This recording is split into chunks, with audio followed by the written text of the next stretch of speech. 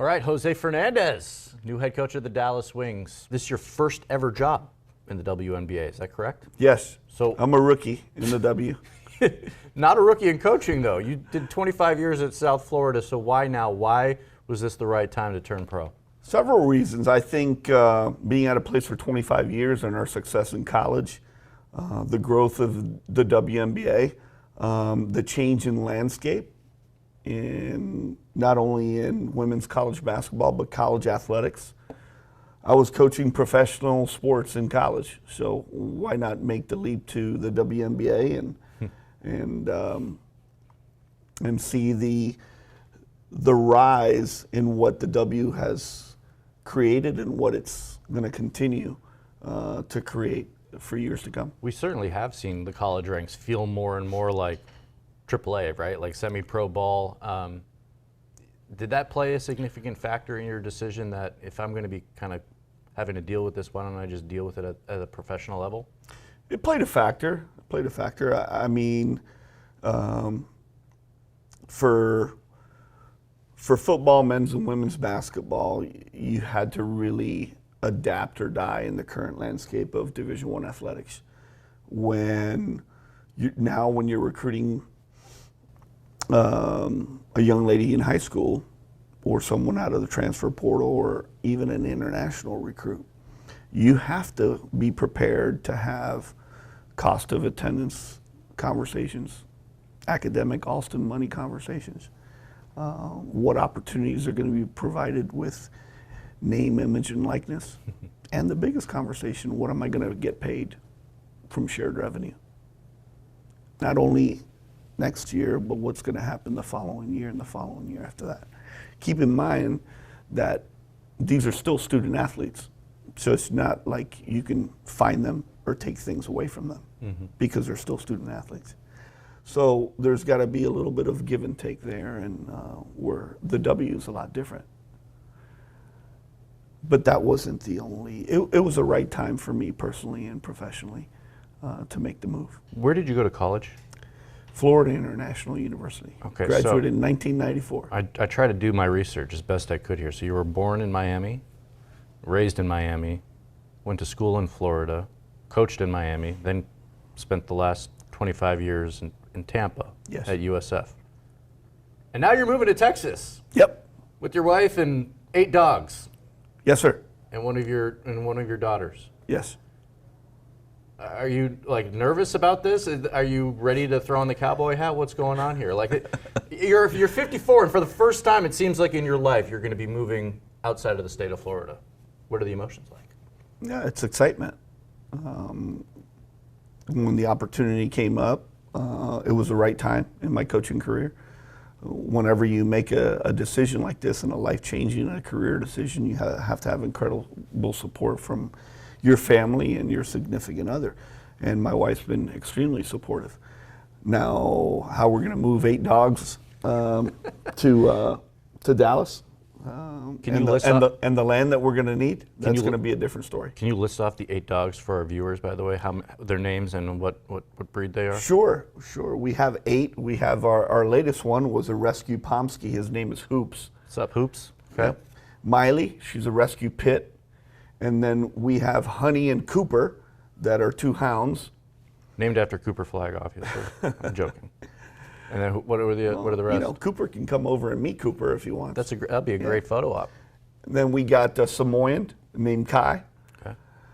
Then we got our Husky family in Yeti, Bolt, and one more. Who am I missing? Oh, Princess. How could you forget Princess? Yeah. Okay. Well, I'll take your segue. Speaking of Huskies, Paige Bueckers has made a pretty good name for herself already in the WNBA, coming off that Rookie of the Year season. What makes her special from a coach's perspective? I think what you saw Paige coming into the W and what she did in year 1 and the attention that she garnered all over the world. Paige is a relentless worker. She wants to be the best. This is what I've seen, and I have not coached her yet. I've coached against her, so I'm looking forward to getting to know her on a greater level, of course, because I think you have to. It's very important to have the relationships with your players and an understanding on how comfortable they're going to be on where you're going to put them on the floor. So, but also I've been very, very impressed on what she's done outside and for the Dallas community and her community engagement. She kept really, really busy in the off season. Seemed like she was at every sporting event known to man. Yeah. Can you, I mean, looking at her game and her skill, it's obviously very good. Do you see it being able to go to another level? And with that, how can you help take her to that level? Well, I think every player wants to know how their game's going to be taken to the next level and who she is. I think she strives for that every day. The biggest thing for us, we as an organization, and I know we have expansion draft coming up, free agency, and then the draft where I get asked every day who we're going to take number one, is also surrounding Paige with players for her to be successful, right, and continue to be successful. In terms of her actual skill level, though, I mean, where do you see room for maybe growth in her game? Well, it depends if you're talking to her or who you're talking to. I think she's got one of the best mid-range games in the entire world, and her being able to create space, right? Being able to play with the ball in her hands and also with the ball not in her hands will be very important for us moving forward. And again, her being able to be a three-level scorer, getting to the rim, mid-range game, and also shooting the three. What's your relationship like with Geno Auriemma? I mean, you obviously spent so much time in college hoops. He's an institution there as well. And obviously his relationship with Paige dates back, for many good years at Connecticut. Have you had any conversations with Geno, or has there been any sort of intel or advice given to you about maybe this is how you should approach Paige? There's no secret that him and I are very close, right? And we've known each other for a long time.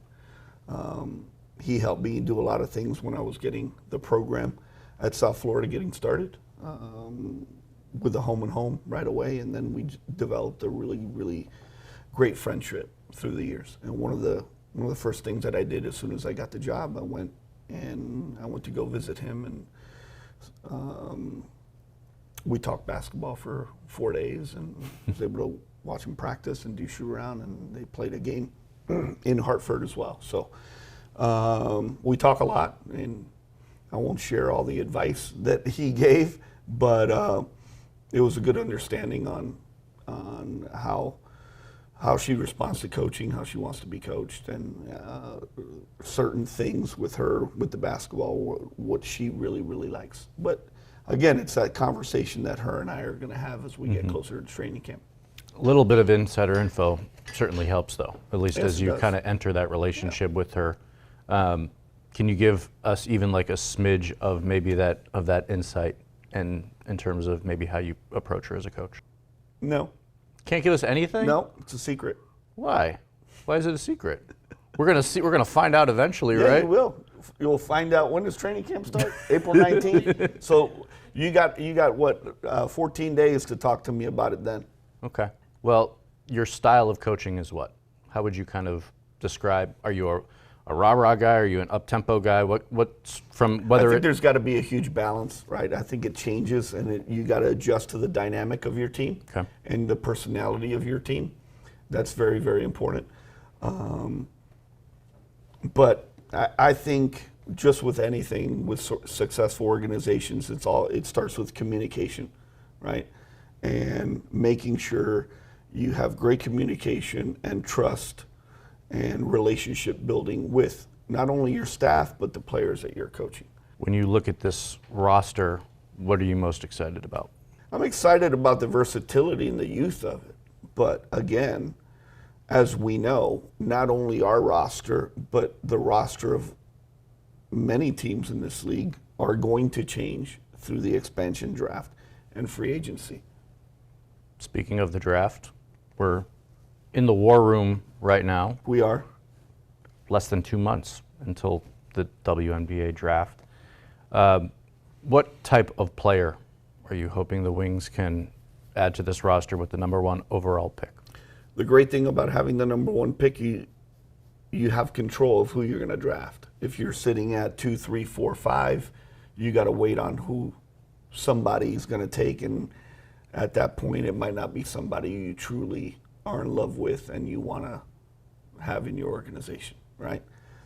I think whoever we take #1 is going to be a great fit in the locker room, is going to be a great fit in our culture, in our standards, and in the way that we want to play. Who we're going to take, well, we have control of it, but it's going to also depend on who we get in free agency, and our needs are going to be at that time. So have you all decided who the pick is going to be, and you just don't want to even go down that road yet?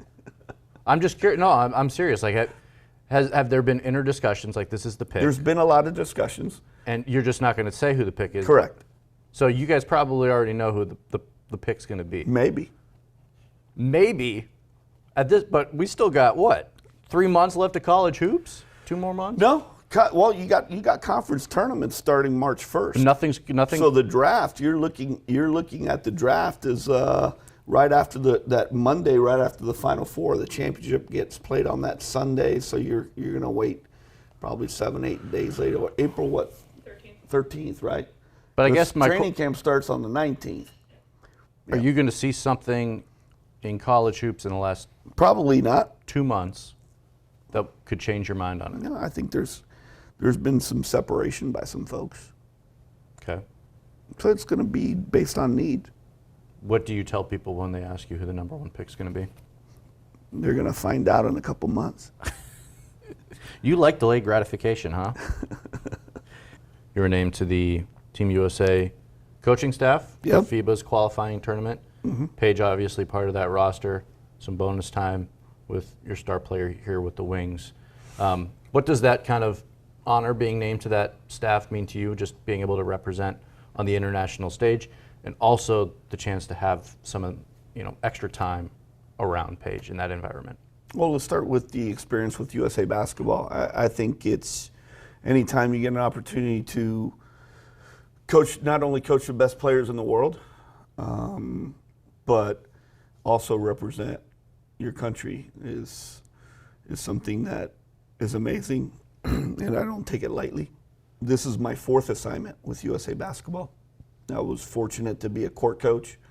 One other time, Joni Taylor and I were 2 court coaches for Jeff Walls' staff when he was a coach of a team that he took to Thailand and won a gold medal. Then Neil Ivey and I were assistant coaches for Terry Morin, and we won a gold medal at FIBA Americas and FIBA World Cup in the Czech Republic. But this was at coaching the best 18 and the best 19-year-olds, the future players that we're going to see down the road in the WNBA. And now coaching, per se, the best of the best. Again, but now getting an opportunity to spend time with Paige in Miami and Puerto Rico will be invaluable as well. The more time that you can spend time with one of your players in a face-to-face in basketball situation outside, and getting to know her and her getting to know me will be really cool. What is the relationship like now? I mean, I assume you all have called or texted. And before the hire, did you all? I'm sure you obviously knew of her, and there's some familiarity. But can you just kind of give us a glimpse on like how the relationship was previous to the hire and maybe in the last couple months? Yeah. I talked to her before I got hired. I also talked to a couple other players before I got hired. And then after I got hired, you try and develop through phone conversations and text message, and keeping up to date with them, because we got players all over the place down at Unrivaled, at Athletes Unlimited, overseas. But Paige is really busy, so I've been down at Unrivaled and I see her. We text, but we haven't had an opportunity. We were able to see each other during USA camp in North Carolina and talk there a bit, but we haven't had a lot of time to spend together because I'm still in Tampa, I'm going back and forth Dallas, and she's been unrivaled in all the other responsibilities that she has. Coming to the WNBA now, obviously there's a bit of a dispute going on about pay and all that. Just sort of your thoughts on kind of where you think players should be compensated, and also the WNBA as a whole seems to be continue to grow and grow from a revenue perspective. So, what kind of excites you to be part of this, quote unquote rocket ship? I think the WNBA right now is in a meteoric rise. It's the best that the league's ever been in, and it's continuing to grow. I know you had to ask that question, but I can't answer. That's something that the presidents and owners and the players union and their attorneys, they're gonna figure out. And Does it make it nerve-wracking as a coach? it does, because there is an unknown Right. of what's going on, what's being said behind closed doors. But respectfully, as a coach, you have to let everything play out and see how everything's going to turn out. Are you fearful of lockout or anything along those lines? I think every organization is fearful of the unknown, right? And I'm sure the fan bases of every professional organization in the W want to see basketball. What are your expectations for year one? My expectations? Well, I wouldn't have taken this job if I didn't think that I could be a great change to the organization, right? I think it's got expectations is us constructing a great roster, putting an unbelievable staff together. And my expectations is taking this job is to win a championship. Realistically, can we do it in year one? You got to get to the playoffs before you can win a championship. So I think if we can put a really good roster together around the current players that we have, there should be no reason why we're not a playoff contender. So that for me as a coach, if you see my history, I was able to build a college program from the bottom all the way to a perennial top 25 team every year, and the standard was winning a conference championship, going to the NCAA tournament every year. Well, I look forward to building a great roster with our front office and being a playoff team. I wanted to ask you that, like, what level of, what sort of voice do you have in the room? The war room come draft night, free agency.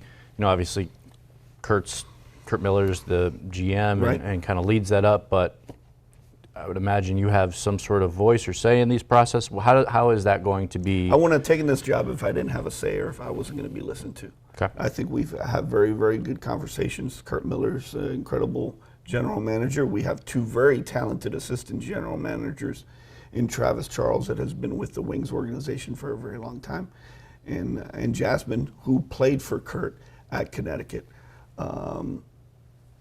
And she sees the game from a different angle as well, being a former player and playing at the highest level. So I think our front office is very, very well aligned. I mean, is it free flowing or? Yeah, I mean, who has final say, I guess, on roster? Is that still a Kurt thing, or is it mutual? Well, I think when you put a roster together and you look at the fringe list and the international players or people that weren't in the WNBA last year, we have conversations. Who would we like to invite to draft? And then we have a huge draft board because who are you going to take at number one? And then we got 31. Those are two different ends of spectrums, right? In the type of player you're going to get at 1 and you're going to get at 31. So those are then you're having other conversations of free agency. I would imagine for the Wings this season, free agency is more of a discussion than perhaps the draft. It's big. It's a big discussion in what your needs are and what you want to bolster or where you want to get better at. Do you tell Kurt, like, I'm looking for this kind of player?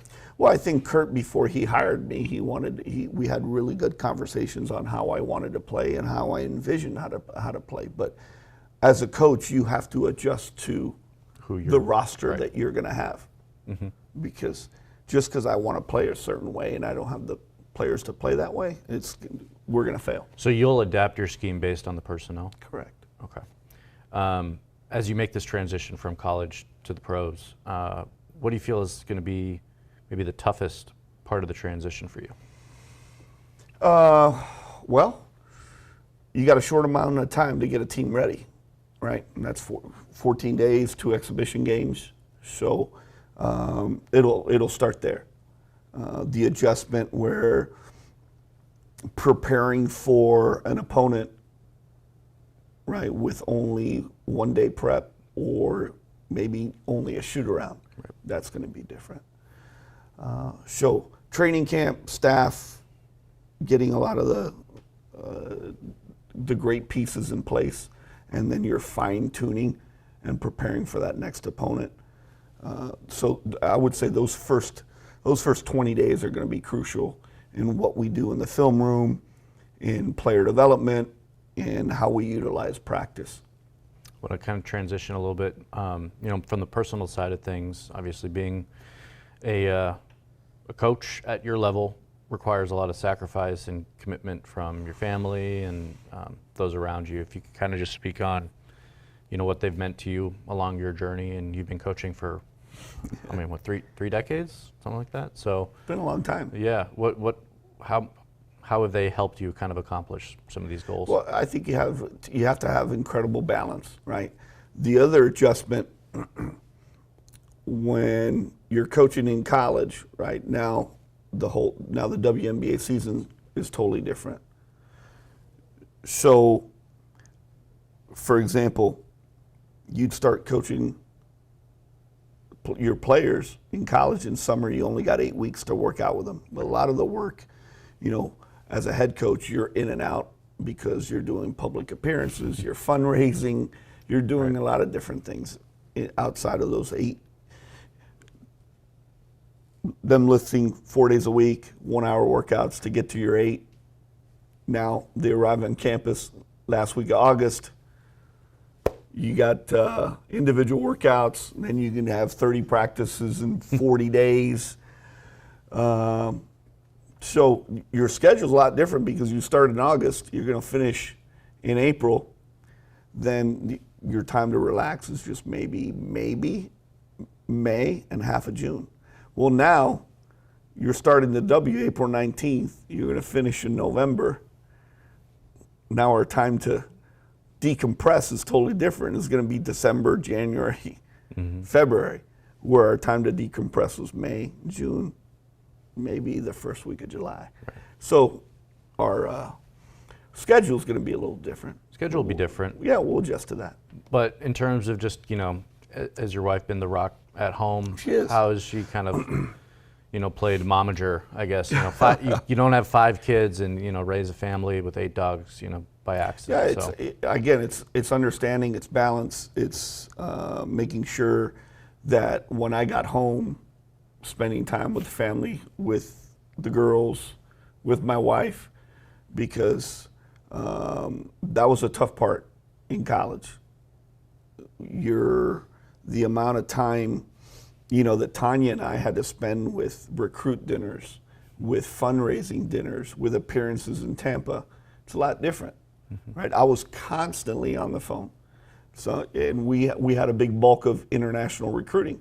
So think about the month of September. I would leave on a Wednesday, come back on a Sunday to Europe, be with my team at South Florida Monday, Tuesday, leave again. That was 4 straight weeks. I'd have to, at 2, 3 o'clock in the morning, stay up to call an international recruit because the only time you could catch them is right before they left to school. Because of the 6, 7 hour time difference. Yeah. So those things add up. Yeah. Those things add up. Yeah. But Tanya didn't miss many games. She was always on the team charter. And then Taylor came with us as well. So it was really, really neat. Now we have Brianna and Brooke are in Miami. Sydney still lives in Tampa. And Alex is out in Arizona. And so it's going to be your wife and your youngest is moving. Well, Taylor is one of our daughters. She's special needs. So she will come to Dallas with us. And she will be with us throughout the entire season. We often hear of parents who have children with special needs, and it kind of, maybe opens their eyes to I certain, think it certain brings things. huge awareness, and we're very thankful for a lot of organizations in the Tampa Bay area that have been very supportive of Taylor. Publix supermarkets has been an unbelievable experience for her, and they're very, very supportive of children and adults with special needs. And the Vinnick Sports Group and the entire USF community has been great with Taylor. She a Paige Bueckers fan? Oh, huge. Well, I'll tell you a quick story. So, her favorite coach is Geno. All right, outside of when she's around me, I'm her favorite coach.